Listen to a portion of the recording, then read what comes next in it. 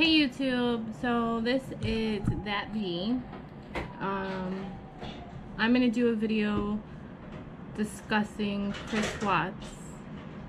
And the reason why I'm gonna do this video is that there are a lot of other videos discussing Chris Watts, but I usually kind of just lurk in the comments and watch the videos, and there are things that I think that are not brought up that I think are worth discussing. So some of the things that I think that are worth discussing are the little clues that Chris left, kind of hinting at his mental state at the time before the crime. I read the 2,000-page document. I didn't take notes when I read it. I just read it out of curiosity.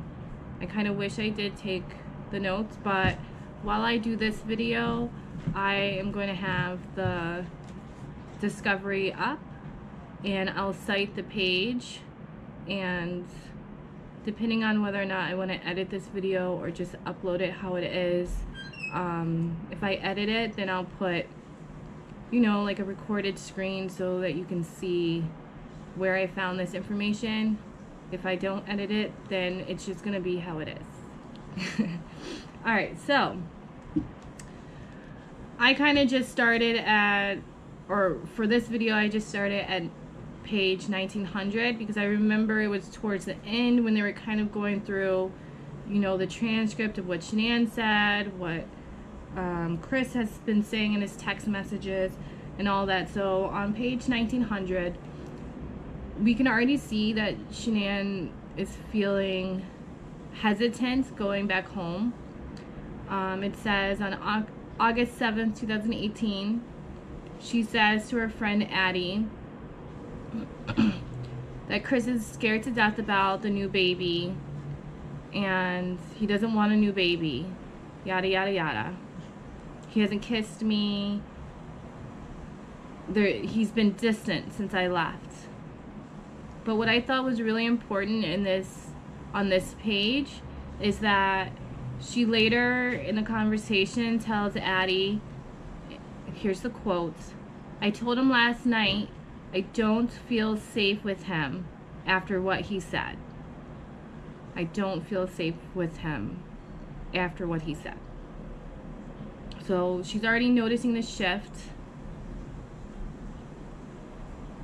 She's trying to figure out, obviously, what is going on in his head, which I thought was really interesting because throughout the text messages while Shanann was away, Chris said numerous times that he's in his head. Numerous times he said, "I'm in my head." Oh, I wish I could find it. Oh wait, maybe I can. Just type it in. Yeah, if I can get my keys right.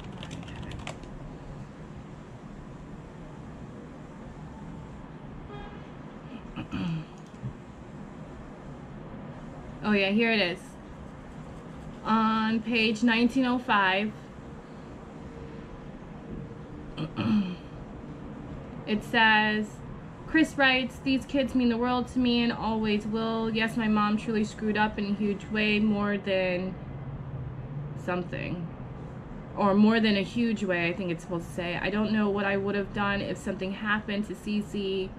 These kiddos are the light of my life, and seeing their sweet, incredible smiles and playfulness makes me smile every day. I'm sorry for the way I've been acting." And here he says, it's just been in my head and I haven't been right at all. This is page 1905. It's just been in my head. I haven't been right at all. So it's like he's giving her little clues that he's contemplating like two different worlds. A world with Shanann and the kids, and a world with his mistress, who we won't say her name because obviously people's videos have been taken down from saying her name. So, his mistress. We know who she is.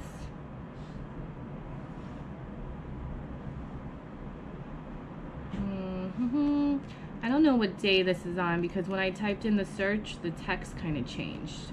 But it's on page 1905. He also says it again. Where does he say it? It's in my head. Let me search it again. Here he goes. He says it again.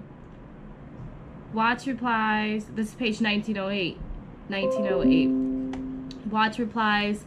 I'm not just staying because of the kids. They are my light and they will not change. I didn't fall out of love in 5 weeks. That's impossible. I don't want to erase 8 years just like that. I'm not sure what's in my head. I don't know if it's my parents, the third pregnancy, if I'm just scared or what. I didn't use you. That was August 6th.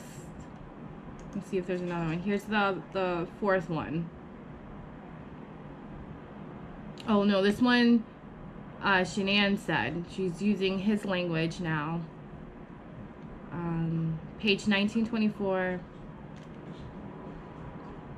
Can you please tell me something, because just like you, I'm in my head. And she put a question mark. I'm in my head. I try to fix things and make them better, and this is making me crazy. I know that you need time. I want to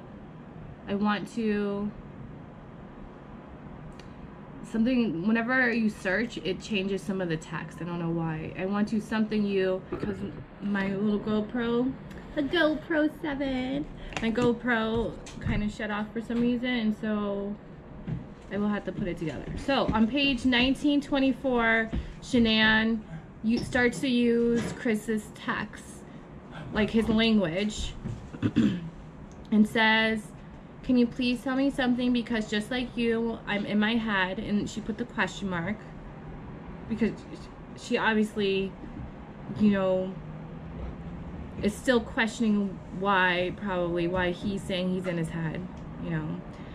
I try to fix things and make them better, and this is making me crazy. I know that you need time. I want to what you are asking for, and respect your space. I need some time. This place that I'm in my head, is not a good place. It's not healthy for me or Nico. I need you to help me help you. I need you to give just a little bit of what I did or didn't do, so I'm not going crazy in my head to figure it out. So basically it sounds like to me that she's trying to figure out what's in his head, using the same type of language that he's using, trying to relate to him, trying to find some way to connect to Chris. Another thing that I found interesting in the document that I haven't seen a lot of people talk about is how often the mistress sends him photos. So it seems like in the beginning of the document, when they were oh look, I can go back to documents. In the beginning of the document, when they're showing the text messages, he gets his first picture of her, and then like he's hiding it in the calculator. But it seems like, based off of the mistress's interviews with the police, she's saying it's not a real relationship, it's not anything serious, but obviously Chris did, which makes you think, if it's not that serious, why are you sending so many pictures? And she said also, I was encouraging him to stay with his wife and children. But it seemed like, yeah, maybe she was doing that. And at first, it would seem like the relationship with Shanann and Chris was really rocky. But then it would get better. And every time it got better, it seemed like that's when the mistress would send him a picture. And every time it would get really good, she'd send multiple pictures. So it was as if it was like, to her, that she was feeding him, the mistress was feeding him these stories about get back with your wife, stay with your children, and as soon as it seemed like it was too good, like maybe he's gonna pull away, You know, she would send him more pictures to pull him back into their type of relationship. So that's something that I haven't seen that's been talked about. And another thing that I'm starting to remember, okay, yeah, their relationship may not have been serious, but she cannot, in my opinion, in my thinking, as a female, if you were interested in somebody, girls just search everything up about the guy. So she can't say, in my opinion, that she didn't know anything about Shanann being pregnant or whatever, because naturally as a girl, before you even, like, as soon as you start crushing on somebody, you search up their Facebook, their Twitter, their Instagram, whatever you can find. You look up their family members, you look up their friends, kind of to see what their interests are and everything. So let's say before the 3-4 months that they were together, she obviously was searching him, in my thinking, because that's naturally what a woman does. So I don't buy that she wasn't serious about the relationship, or she didn't know that Shanann was pregnant, because it's just a little bit odd to think that she's not going on. Well, I mean, even shows on here, I've read people say that she was searching up, her search history showed that she was looking up Shanann in 2017, which, to be honest, seems about right. Because if your dad is the owner of the company and you know the employees, so technically they've been working together for 3 years, doesn't matter if their affair started 3 or 4 months ago, she could have had an interest in him before and had access to his first and last name and could have searched him up on the internet. So, and when you like somebody as a woman, you find out everything. You talk to their friends. She worked with the same people, so it's not like it was a hidden secret that Shanann was pregnant. Everybody kind of knew. I mean, Shanann posted it everywhere, so everybody kind of knew. So there's, in my thinking, there's no way that she didn't know that she was pregnant. Okay, moving on. Another thing that I really wanted to discuss is that the planning, if it's premeditated or not. A lot of people are kind of like, no, it wasn't, it was spur of the moment. I think the reason why it's confusing of whether or not it's premeditated or a crime of passion or whatever, spur of the moment type of crime, is that I think part of it was pre-planned and part of it wasn't. I think the murders, in my opinion, the murders were probably pre-planned, but the aftermath was not. So, like, what to do, what are you going to do with the bodies? I think that part was not planned.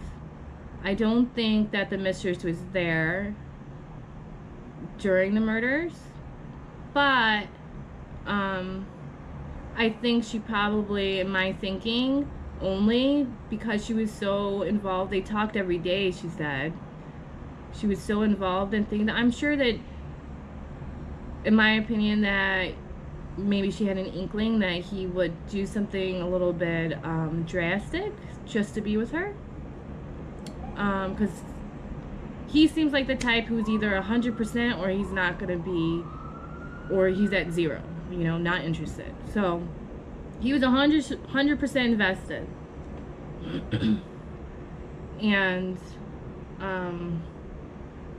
if you're naturally already having conversations about like moving out and all this stuff, it just doesn't seem logical that he would not mention anything like, I'll find a way to be with you. I'll do it, I promise. I'll find any way that we can be together. Like, even things like that. And you kind of question that stuff, and you know, the I don't know. I think she had some type of knowledge, but who knows? So, oh yeah, back to the pre-planning. I think it was that weekend, the Friday or something like that, he had already, or Thursday, I can't remember, he found out that his coworkers were going to this type of oil rig or whatever it's called. And I think that's when the plan started to move in motion. I think he had an idea in his brain that maybe I could just get rid of them. But when he kind of found that out, of going to the oil rig could be a good place to dispose of the family members, maybe that's what really turned his plan into action. Now, this is the part that makes me really sad. But a lot of people are talking about whether or not he killed his children first and then Shanann. And so in my thinking of how the crime played out, Shanann was supposed to arrive home around 10 o'clock or 11. Hold on.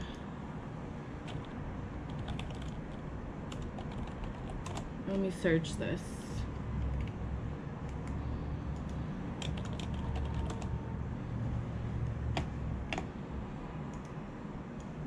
Pool party, or whatever it's called. I don't remember the exact words. What page is this? 39? No, it's not on this one. It's later.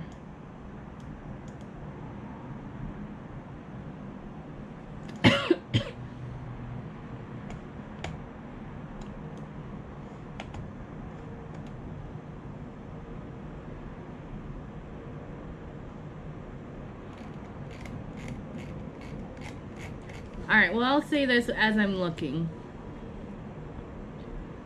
In the way that the murders took place, because people always question, why did he have to kill his children?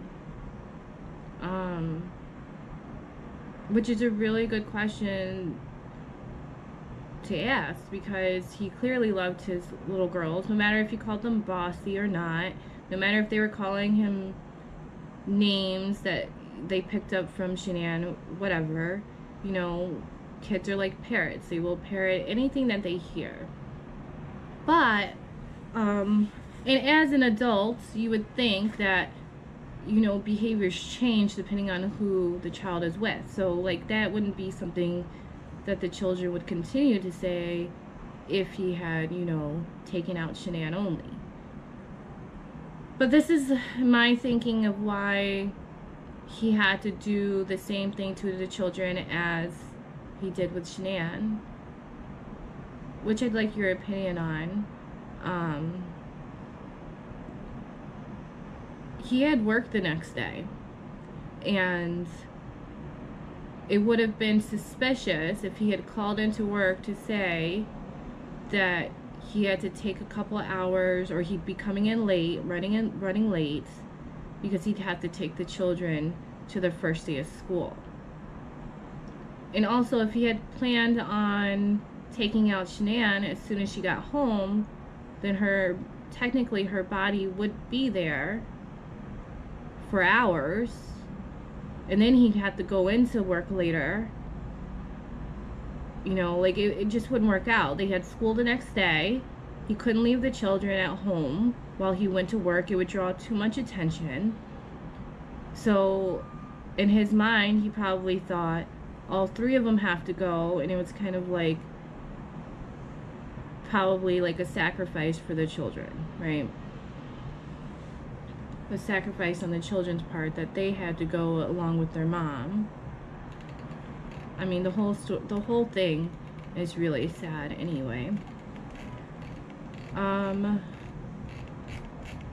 So I'm trying to find the part where Chris sends his last photos of the girls. I know it's in here. They look so cute at the pool party. And oh, what I thought was interesting, that reminds me, when I was reading this, Shanann even said, oh, they look so adorable, you really did a good job on their hair and picking their outfits. And he completely, like, ignored her text about that and completely started talking about something else. which makes me think that he had got to the girls first before Shanann. So let me see if I can find it. Hair. Let me just type in hair. See if I can find it from there. Oh, there's 62 searches for hair. Okay. Or 62 times that hair was written. Cute.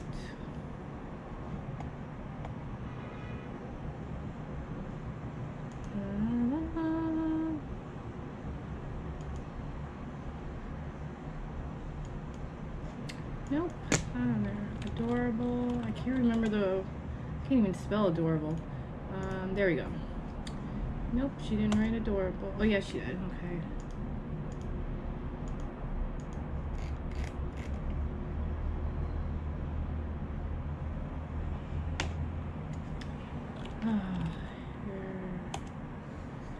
Guess I do have to look at the word hair. I wouldn't search the word hair. There's too many. Is there too many words? Let me find it. I know it's in the 1900s. Let me search this. 1900s. Okay.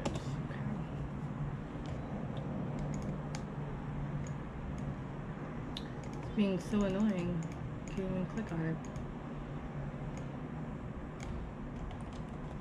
Now it won't let me type. Ugh. Now let me reopen this. 1900. There's pictures of the dunes, family picture, baby picture. Oh. Another clue, let me just go back to this clue thing of him giving her a kind of a glimpse into his brain, is the picture of the Barbie. Document page number 1913, page number 13, 1913. This image was taken by Watts' phone, which he sent to Shanann. He replied, don't know what to think about this, or she replied, don't know what to think about this. First of all, when I look at this picture, there is no way that a 4-year-old would place a doll like that. I'm not saying they wouldn't put a blankie over her face or whatever. It just seems too staged. That picture does. Too staged. Which means that the pillow on the head, the pillow underneath the feet. Like, when you think about 4-year-old movements, they're kind of just throwing stuff kind of places. That's what I think. It's not going to be nice and neat, and like you can see in the picture that the blankie is tucked in under the head, and clearly like it looks staged. Like he took that picture to kind of gauge what her reaction would be. Like, I wonder if this would creep her out, you know, type of thing. It's weird. It's very strange. And doesn't even say what his message was to her. Like, did he just send the photo? Did he send the photo with some text? It just says what she replied back, which is, don't know what to think about this. Very strange. Which leads her to 2 hours later writing that whole letter and sending it to her friend Sarah.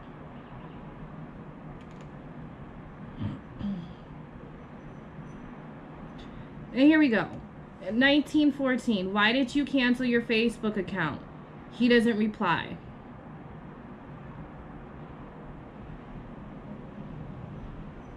It's where he starts to stop replying as frequently to her.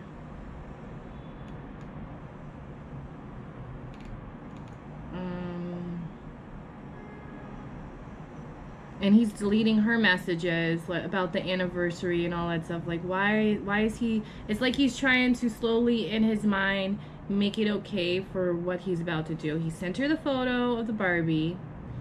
He's not replying as frequently. He's deleting the messages that are coming onto his phone from his wife. He's trying to slowly erase it all out of his brain and make it okay. All right, let me keep going. So here it is, I think. August 12th. She's texting him a lot. She obviously found out that he went to the Lazy Dog, because I'm sure she saw it pop up on her phone, maybe. But if you, with how organized she is, there's no way that she probably would not have alerts going to her phone. Like every time I use my account or I move something from the savings to, you know, the primary account, I get a text message or an email that says account alert, and it shows what has been moved or what has been taken out. And if they were having financial issues, which I think they had kind of, I don't know, I'm not even gonna go there. If they had financial issues or they were really watching their money because they wanted to move and do whatever, you know, she would have those alerts going to her phone so she can keep track of what's in the account. And I've also heard that there was an account with $800 and a second account with $10 in it. So if you have that low balance in your account, or at least I'm saying it's low because they have 2 children, or they did have 2 children, that you're going to be mindful of how you're spending the money, because you still got to get food and pay for electricities and all that stuff. So she probably had it set to her account. So anyways, August 12th, Shanann sent him a text, "Good morning, baby, love you." He deleted that text. It doesn't appear that he responded to it.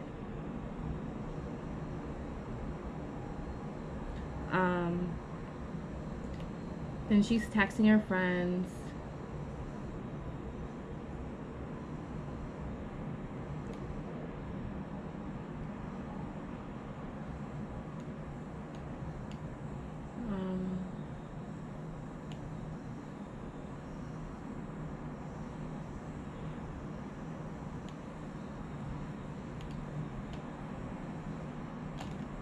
So he doesn't respond to her text at, where is that? Where she say good morning? At 7:32. He doesn't respond back until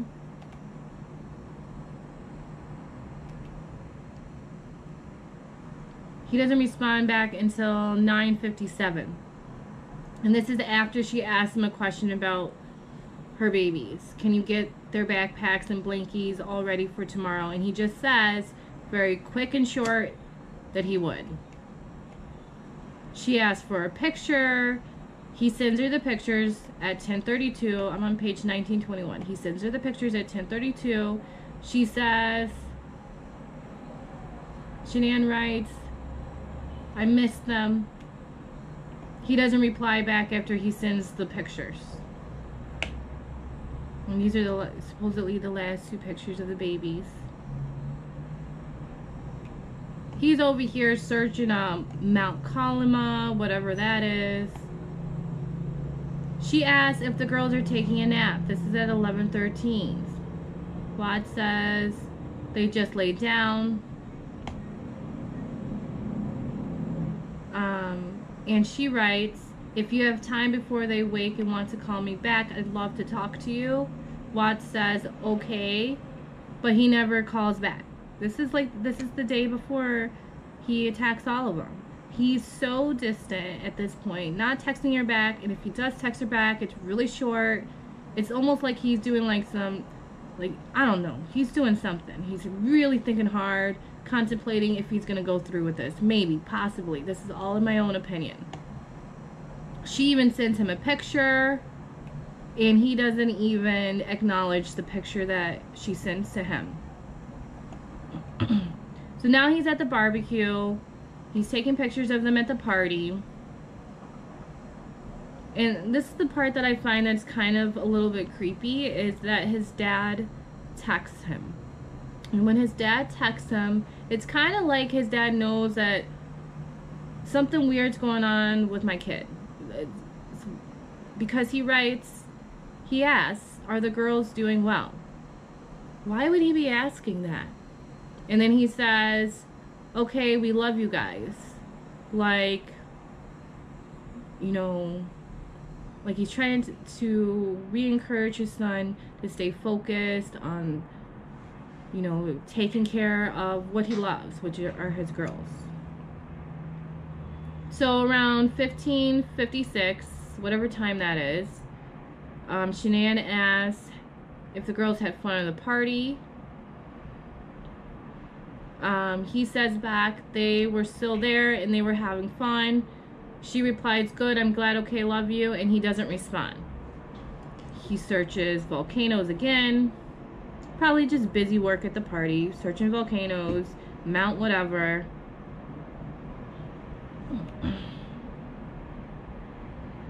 Taking pictures of the food. Probably thinking about, ooh, this grilled chicken. I'm gonna make some grilled chicken at home, because we saw him grilling at his house as well. Or we didn't see him, but it's stated in here. Then around 1706, this is page 1922 of the document. At 1706, he says he texts his friend about Survey 6-29 and about how he wants to get out there. This is all he's contemplating. He's been contemplating all day. Is he gonna go through with it or not? Taking, you know, pictures of the girls. I don't even think he responded back to his dad. No, look, page 1922. Ronnie asked if Watts and the girls were doing well. Oh wait, he did respond. He said yes. Ronnie responded, okay, we love you guys, but he didn't say anything back to the we love you guys. So anyways, he's very distant with her. I think so far it seems like he only texted her 3 times during this day so far. He's finding out about the oil rig or oil site, whatever it's called. He called his mom, though. I think. Who's Sandy? I can't remember if Sandy is Shanann's mom or if it's his mom. Let me see. Oh, maybe it's Shanann's mom. We'll see, I think. Roberts got back to him. Okay. Roberts. Sorry, the GoPro went out again. I don't know why. I have it on a setting that makes it time out at a certain time. Anyway, so Roberts gets back to him and says that he appreciates him going out there. You know, he probably thought it was weird. I think he even said that during his interviews with the police, that he thought it was weird because, you know, he has 2 children, and why would he be wanting to go out there so early, you know? But, you know, when those things kind of happen day to day, you're like, you're gonna take the favor. Yeah, if you want to go out early, then fine, go out early and get there before everybody. That's what he probably thought. So around 1946, here it is. This is the part where I think that he took out his children before Shanann, because at 1946, this is page 1922 of the document. 1946 hours, Shanann says, hey honey, kids in bed, and asks for a picture. And then he replied, Bella, just back in bed. And she replied, they must be exhausted. But here's the thing, she asked for a picture. Now, he seems to do things on whenever Shanann wants, which means, oh, I want a picture of this, I want a picture of that. He sends it. You know, he kind of goes out of his way to kind of go and do it. But this is the only time when he does it. She asked for a picture, and he sent her a picture from the party. Instead of going into the girl's room, he said one of them's in bed already, so he has to go in the room again to put the other one down, right? All the rooms are in close proximity of each other. So why didn't he just go snap pictures of them in the bed? Instead, he just resent a photo from earlier.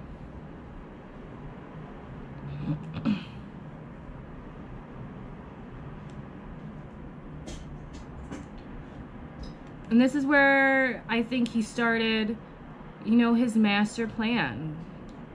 You know, in my thinking of how the scenario went, He took out the girls first. This is why he sent the picture of the barbecue. Because he's expecting Shanann to be home a few hours later.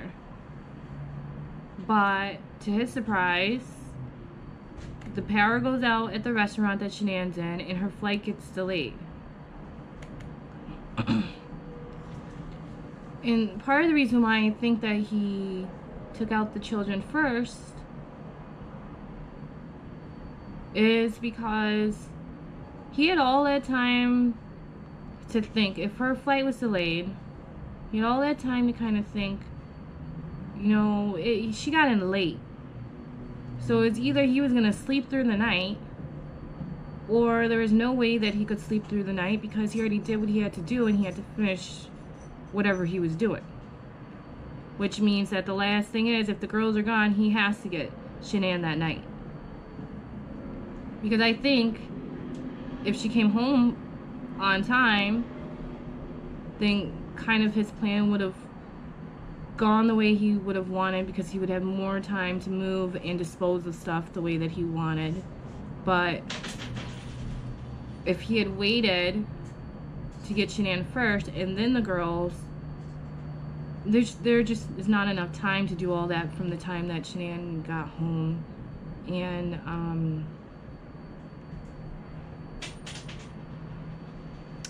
I just forgot my other thought. She even says to him, she tells him the power just went out. They had a 9-minute conversation at 2020, so he's finally actually talking to her on the phone this day.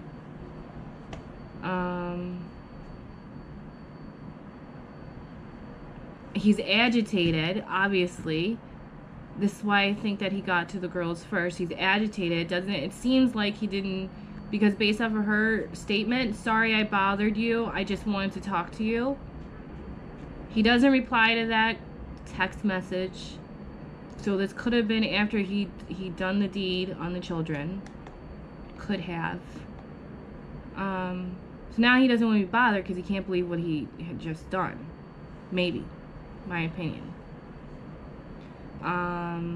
She tries to get her friend to call him to see what's up, because he's probably acting out of character even more extreme than he was before.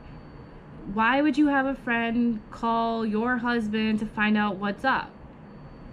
Right? Anyway, Watts calls Addie back because he knows, I gotta keep it regular. I gotta call people back or they're gonna seem suspicious. And all he texts back to Shanann is, you're welcome, I just talked to Addie. He doesn't even acknowledge the text that she sent saying, sorry I bothered you, I just wanted to talk. She's asking about the vegetables, which is really sad. And that she's so ready to come home and come to bed. He's not responding to any of this, I think. Oh wait, he replied he wants green beans. Just 2 words, green beans.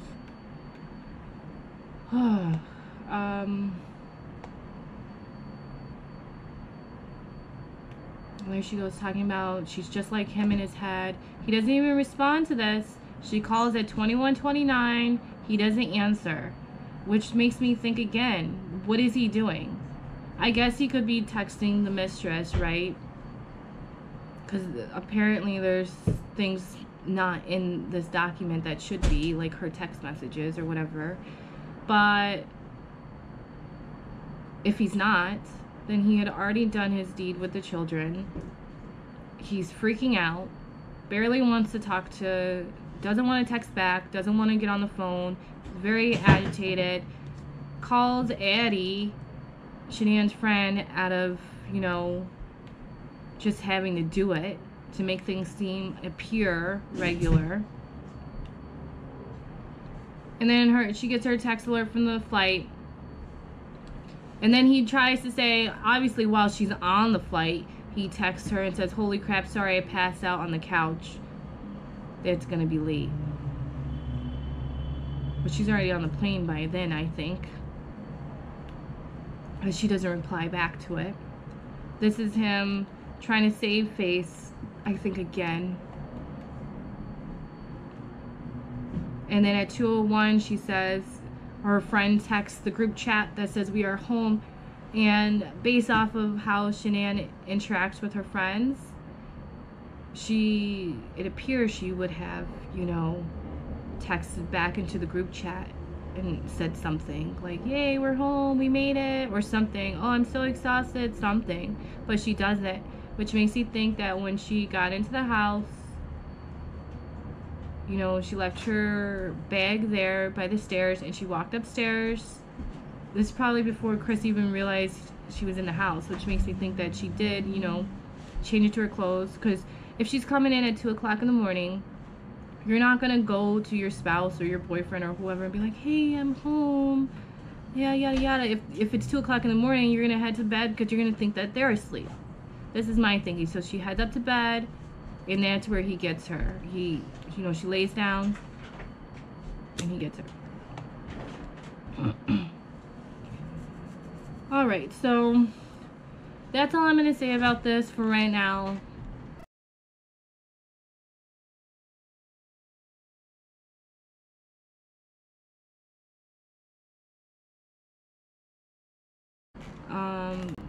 I've had other thoughts on the case. I'd really like to hear what you think about some of the points that I mentioned. I tried my best to say which page I was on.